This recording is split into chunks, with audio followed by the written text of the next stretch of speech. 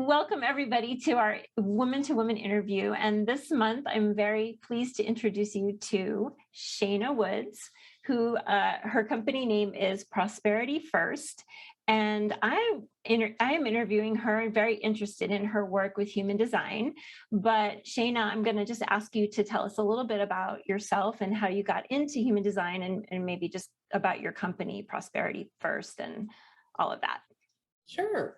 Well, first, thank you. I'm so looking forward. I've been like giddy about this all day today. So I'm excited to be here. So Prosperity First is a business coaching business, right? But we look at everything through the lens of human design. I believe that all of our gifts are for us first, and to bring our gifts to ourselves first so that we can actually give out to the rest of the world, we need to know who we are. And human design gives us the most beautiful roadmap, blueprint, probably a better word, that I've ever seen. So human design, if I can tell you real quickly what it is. Sure, yeah. Funky amalgamation of 4 ancient wisdoms and quantum mechanics. Right? Because why wouldn't you mix those things together? So it's astrology, the I Ching, the Kabbalah system, and the Hindu chakra system with quantum mechanics. All of those 4 ancient wisdoms have been found, like scientifically studied, to be hyper accurate, right?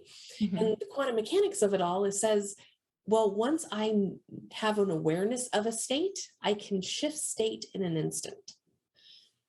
So when you take a personality profile quiz, which I love, I'm addicted to them. I've taken them all. Even so you're talking about like Myers-Briggs and like Enneagram and all that stuff? Yep, exactly. Okay. And even the ones that will like place me in the Hogwarts houses.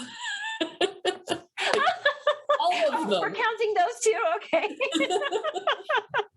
The funny thing about those is they tell you who you are in the moment when you answer the questions, right? Human design is based on your time, date, and location of birth. Okay. It's just who your cosmic blueprint is. Okay. Now, it doesn't put you in a box. What it really reveals to anybody who takes the time to understand their human design is that there is no box. There is a perfectly shaped Michele. Right? And this is who you are designed to be. And you get the opportunity to live up into that highest vibration, frequency, picture, blueprint, whatever you want to call it, of Michele. How cool is that? That's amazing. Yeah. So I have a question for you. The one thing that I found really fascinating is that, like, if I went onto any website and did like the survey and entered my birth date and place of, the answers my chart would come up. And like, how is that? Like, how is that so? Like, where is this portal that everyone knows? Is this something that you study and that you just know? Or like, is there some like earthly portal where everyone gets their information from? Do you know what I mean? Like, I was just like kind of floored that everyone's chart can be found, and how does that work? Well, it's a lot about computers, right? So Ra, and I don't remember the rest of his name because it's one of those in Hindu kind of sounding names. Ra created human design, and he took all this information in. He was also a physicist. Brilliant man. So he was able to put all the data into a massive database. So now anybody can go onto a website, put in the information, and it pulls it from the database and pulls up this really weird, hard to read chart. Right? Okay. I don't recommend anybody go down the human design rabbit hole without a guide. Right. Particularly since it was developed many decades ago. And the language is a little outdated, a little disempowering, right? There's words like, so I'm what they would call a 2-4 in my profile. The 2's a hermit. That doesn't bother me. I like to be alone and introverted, right? That's fine. But the 4 is the opportunist. I don't want to be called an Right. opportunist. That sounds awful. Has a negative connotation. Yeah. Right? Yeah. So a lot of the people practicing human design these days have updated the language, right? Okay. I would call the 4, that line 4, the conscious co-creator, Okay. right? Because it's about finding opportunities between people, but it's not opportunist. I'm not trying to take advantage of somebody. Right. I'm wanting, you and I to connect and create something beautiful for you, for me, for your group, for my group. Right. That's the 4. Gotcha. Yeah. I certainly, I mean, that's why I called you and had my reading, because, I looked up this stuff and I was like, oh my, this is fascinating. And some of it sounds, like me, but I have no idea what it means. And it's still like, even after I've had the reading with you, I'm reading, I keep reading over the chart that you sent me and all the information, and it's still kind of taking a little time for me to grasp it. So Great. yeah. So can you explain just what a chart would look like, kind of what a chart would look like, or how you decipher that information, what kind of information you can glean from it? Sure. And how having a chart reading would be really beneficial. I mean, the topic that we're talking about this month in our group is your true self, which I thought was a great you're a great person to have this month as my guest, because we're talking about finding our true selves. And a lot of times with women that I work with, if they've had any kind of physical or emotional traumas that they're needing to get over, they want to reconnect with their bodies, we often tend to lose that sense of our true selves. So trying to get that back and trying to have a roadmap of how to find that, or just how to, get through life and reconnect with yourself is a good thing. So yeah, I'm sorry, I kind of went off on a tangent, no, yeah. please. I'm passionate about authenticity. Yes. Right? Yeah. I call my human design readings the ultimate permission slip, because once you start learning and leaning into your human design, it is the ultimate permission slip to be fully you. I love that. Right? So, yeah. I mean, perfect for your topic this month. Yes. Sweet. Yes. So how do we do it? So when you get your chart or you have a human design readings, there's 3 main things. I mean, everybody adds their little spice to it, but there's 3 main things that any human design reader or chart is going to explain to you. And those are your type, your strategy, and your authority. So there's 5 energy types, and it's based on, well, everything is based on your time, location, and date of birth, but the energy types are really auric based, like it's on your aura. There's the projector, right? And a projector, they're only 20% of the population. They have a brilliant ability to see things from the big picture, the higher 30,000 foot perspective. And they're here to guide other people into thriving, right? While thriving themselves. Oh, good. My husband's a projector. That's why I said that. Yeah, there's no victimhood. Okay, good. And no type is better than the other. Okay. There's generators, and generators are incredible. They have this energy for what they love to do, right? If they are fascinated by it, if they feel it is their calling, they become the master of whatever it is. And they have a renewable resource of energy inside them to give them the energy they need to become the master, to do all the trainings or whatever it is, to finally put their stamp on it and say, this is me, this is who I am, and I am the best at whatever. Then there's manifesting generators, and they're a little different. Yes, I love my manifesting generators. You guys, like if you're on the internet and you see something that says a passionapreneur or multi-passionate entrepreneur, that's you guys, right? You have so much passion for multiple different projects. right? Different things fascinate you, and you'll go, oh, look at this. This is amazing, and work on it. And then it won't feel like yours anymore. So you'll change and go in a different direction. Mm-hmm. Now, manifesting generators can be judged as flaky for doing that. It's not true, right? You're not flaky. You've given the energy to this thing to get it going. And when you're done with it, it's for somebody else to finish. Got it. Right? It's not, you're not just dropping it and like being disingenuous. It was like, no, I'm done. I did my part. You take the ball from here, whatever it is. What I love about manifesting generators is when you actually like have a projector take that 30,000 foot view of your life, they can see how what you're doing now that is like, you're like, this is my thing, has pieces and parts of all these other little small passions that you've held. It's That's so cool. That's really cool. Yeah. I love my manifesting generators. Let's see. So I said 3. I'm a manifester. That's, I have a repelling aura, right? Only 9% of the population are manifestors. And we're here to initiate others into their design, right?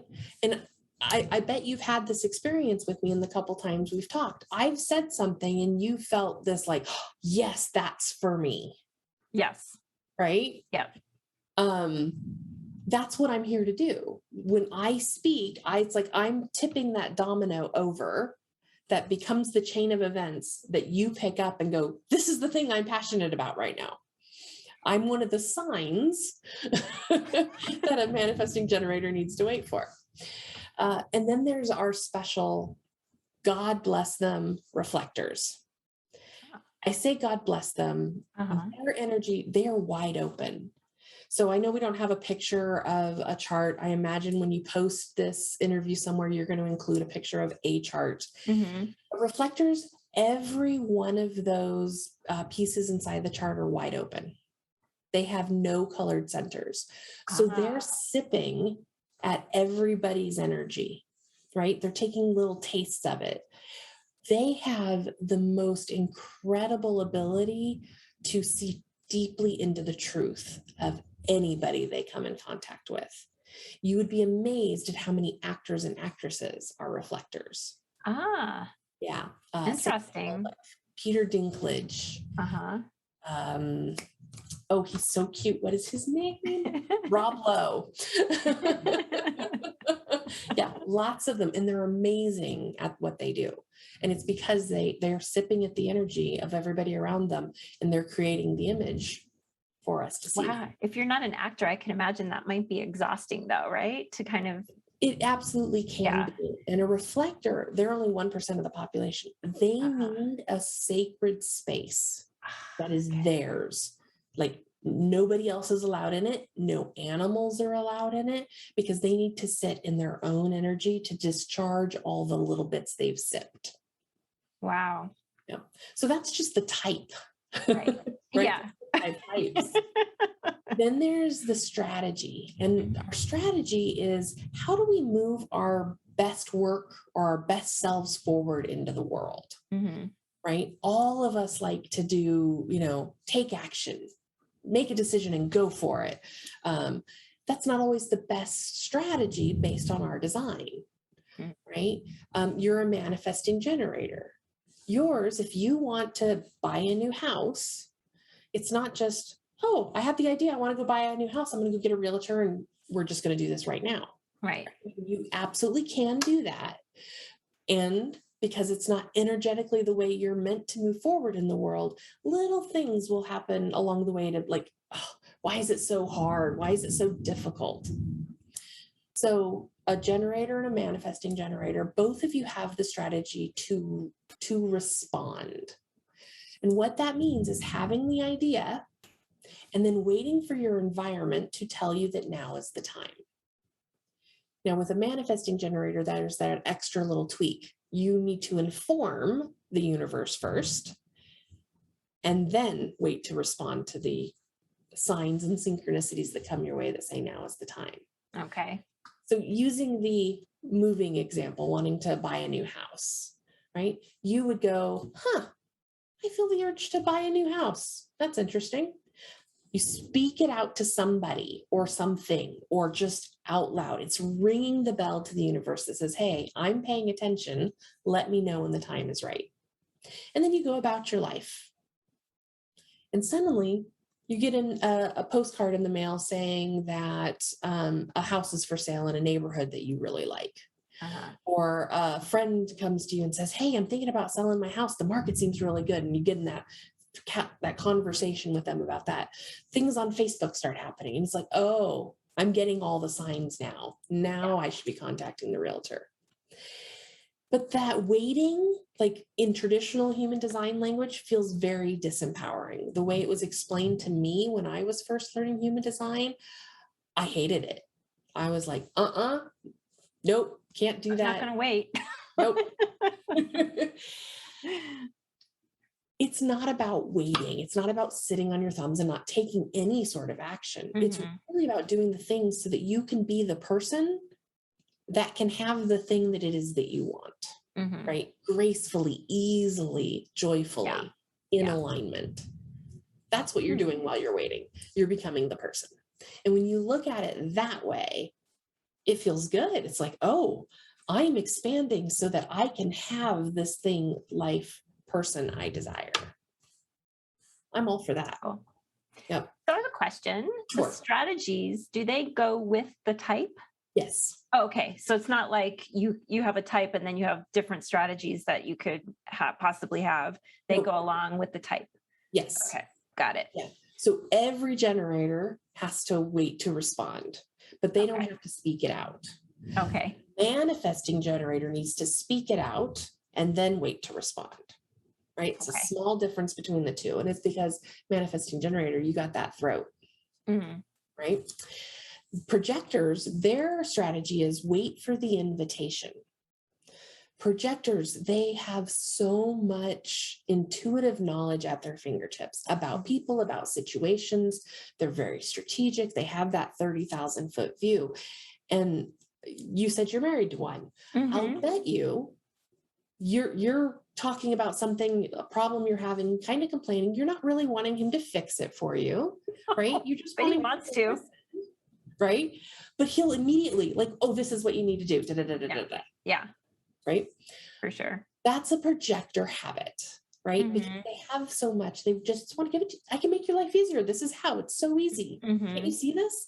Yeah. But when they blurt out their wisdom without you having invited, or the person in front of them having invited their wisdom, it rubs you the wrong way. Okay. Right? So projectors very often feel ignored. They get talked right over, like interrupted mid-sentence. And it's almost like, that's a big source of angst in our household. Yeah. Yep. It's like we don't have the ears to hear them until we have issued the invitation. Got it. So for a projector, the easiest thing to do, right, to resolve this issue is when they have something they feel they want to share, I have a thought about that. May I share? Yes. Okay. I love it. And then if you said yes, then it's like you've opened your ears. Now I can hear you. Now I can hear your wisdom and take it in. Yep. Right? So they have to wait for the invitation. And that waiting period isn't, again, about them keeping their mouth shut. Right. Projectors have to share their truth.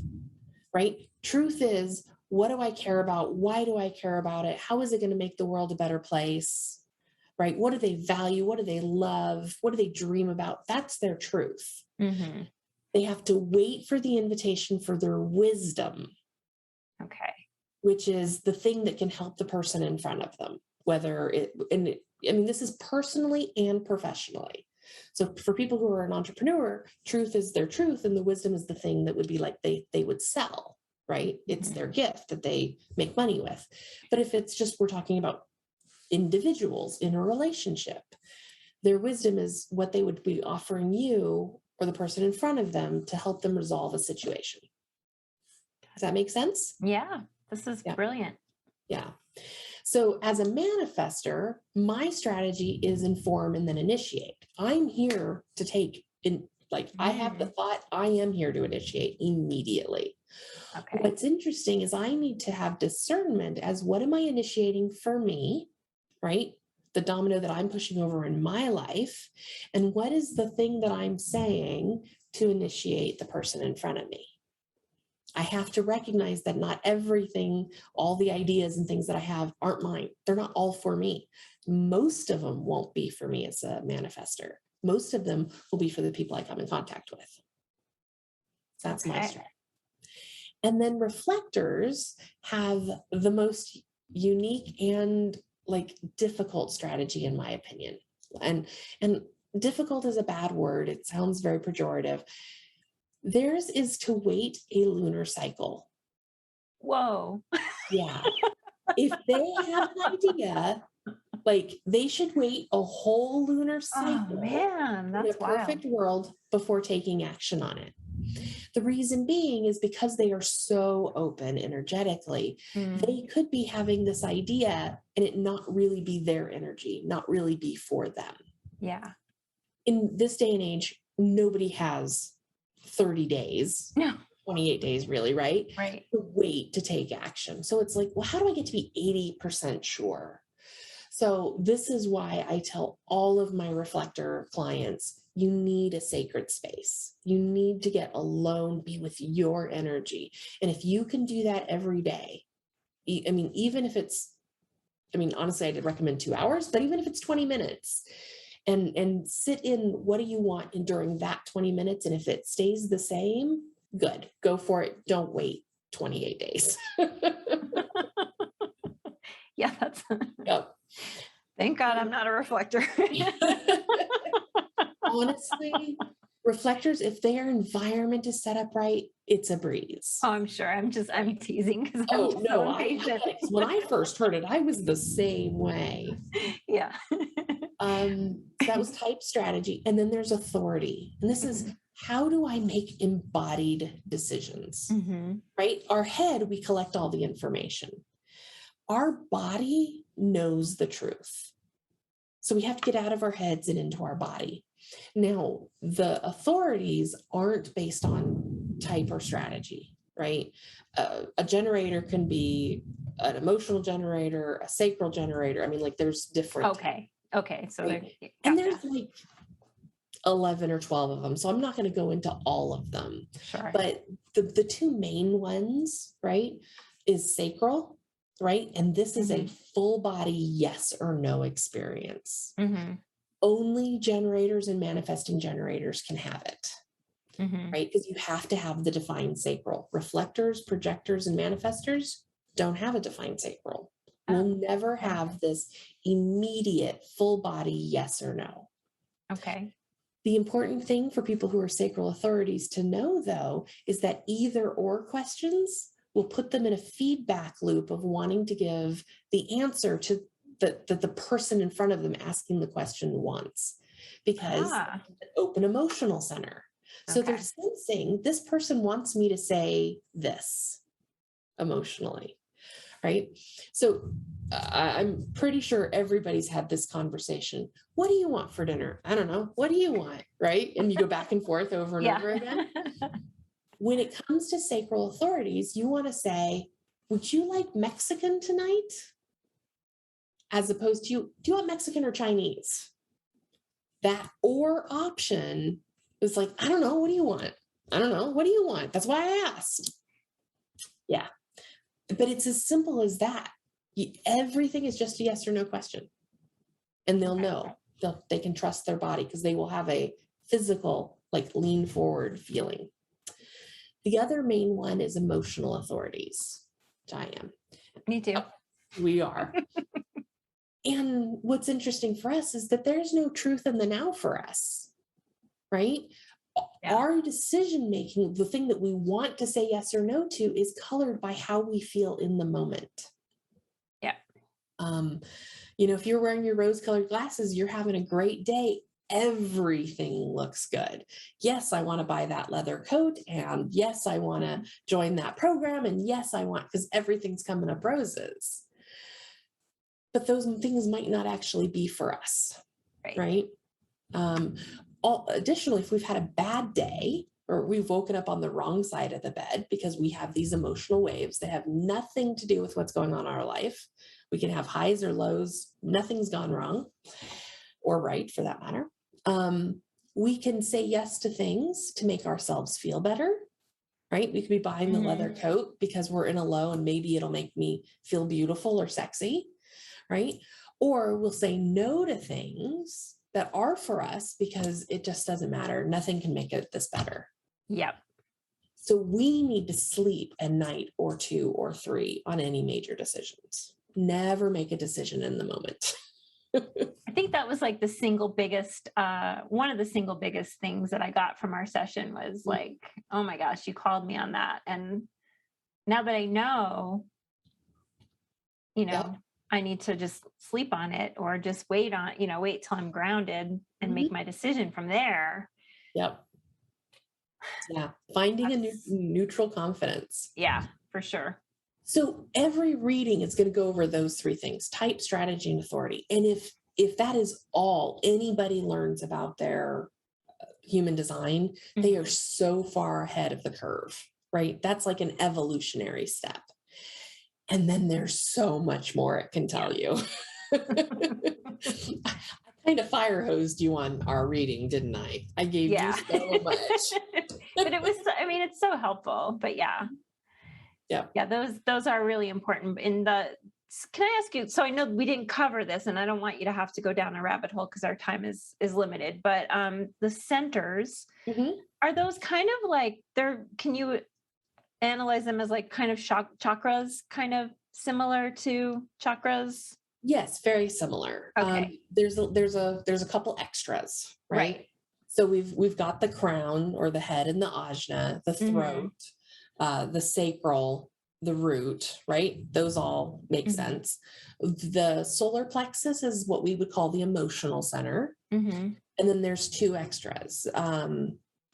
There's the will center, which in the chakra system would be similar to the high heart. Okay. The identity center, which would be the heart chakra, they would just call it the identity center. And then the splenic center. So it's a 9 chakra system instead of a 7. Okay. Yep. And one more question about those. They don't deviate according to where you are right now, right? They're determined also with your human design. Yeah. Right. Yeah. Whether they're engaged or not engaged. So we call some when you look at the chart and you see one of those centers colored in, and it doesn't matter what color, don't get stuck on if it's green or pink or brown. Okay. But if it's colored in, that is a defined center. And this is where people transmit. So if you're a defined head, you're transmitting head energy to anybody you come in contact with, right? You will always have at least 2 centers. You can't ever have just one, by the way, but none or 2 is, and then 3, 4, 5, right? Where they're undefined, where they're white, they're not colored in, this is where you receive energy that other people are transmitting. And this is why knowing your human design is so important. I mean, don't you want to know where your strengths in transmitting are and where you're receiving energy? Yeah. Because if you don't know, you can be a victim to other people's energy because you don't know what you're picking up that they're putting down. Human design gives you a tool, and I call it being a filter, not a sponge, right? You're not here to take in and take on everything everybody's transmitting. They might be transmitting at a frequency that is not good and right for you. But if you filter the energy that you're taking in through your strategy and authority, and I always add your truth and your purpose to that, then you raise that energy to exactly the vibration you need in service of your purpose. So good. Be a filter, not a sponge. That's amazing. Because, there are people really like, I'm a sponge. I take it all in. And, that whole idea. Empaths have the worst societally put on victimhood, right? Because they're taught you're an empath, you're taking it all on, it's going to be hard, right? And the truth is, so you and I are not emotional empaths. We have our defined emotional center. So we transmit emotional energy on high. It is the loudest center in the body. And when mama ain't happy, ain't nobody happy. You can feel it. Right? True. Yeah. So if the emotional center is open, those are what we would call an emotional empath. Okay. That's great. They're not here to take it all on. Right. What they're here to do is to give people a safe place to have the full experience of their emotions, like to hold a safe container, not to take it on, not to absorb it, not try to fix or save the people in front of them having the emotions, but just let them feel it all. Nice. I keep getting on a little soapbox here and there. I'm really passionate about this, and I appreciate you giving me the opportunity to share. No, I can see that. And I can see why you are passionate about it, because I am just really gravitating toward it. And I love hearing about it. It's just, I find it so fascinating. And I'm just like a little kid, and, you know, it's my manifesting generator. Like, ooh, I'm like really into this right now anyway, but Yeah. so I'm like spreading the word, you know, about it, because I want people to know about it. Yeah, it's really awesome. I'm just going to look at my list because I had a bunch of questions. Sure. I think I covered them all. So how, if someone wants to have a reading with you, or they want to contact you about human design, or they want to find somebody who will help, so your focus is more on entrepreneurs. So if they want to focus on something other than entrepreneurial things in the human design, can you direct people to someone that can help them, or how does that work? Yeah. So first, people can come to my website and sign up for a reading. Yes. The basic reading, right, which is the one that you had, is type, strategy, and authority, going over all of those centers. What do they mean for you? And then what I call the beginning of your path to prosperity, right? And I go over that one for entrepreneurs, but everybody wants to be prosperous. Of course. Who doesn't want prosperity, right? Jeez. Still want to talk about your energetic north node, which is your purpose. Why am I here in this space and time? And how do I manifest my purpose into reality? Right? That's my basic design or basic reading. But if somebody wants to have a reading and then they like, well, I also want to know about my kids, and how do I, like, I looked at their charts and, well, how do I raise a projector child or a manifestor child? Or I have both, and their energies are so different. What do I do? Right? Then I have colleagues who that's their specialty, right? Because I want you to have I know it in theory, absolutely, but I'm not a mom. Right? I want you to talk to a mom who this is her passion, is helping parents raise their children with the lens of human design. Perfect. Yeah, I highly recommend having a session, because it's just so enlightening, you know? And like you said, who doesn't want prosperity in their life, right? Abundance, prosperity, all of that wonderful stuff. Give me more. Yeah. Well, we'll see if you guys go to my website that, like, I define prosperity as unapologetically asking for and receiving, you know, what you want, and then saying, thank you, more, please. Yes.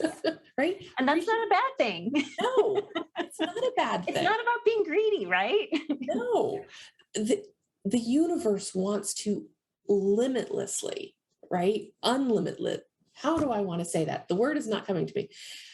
Infinitely give us. There you go.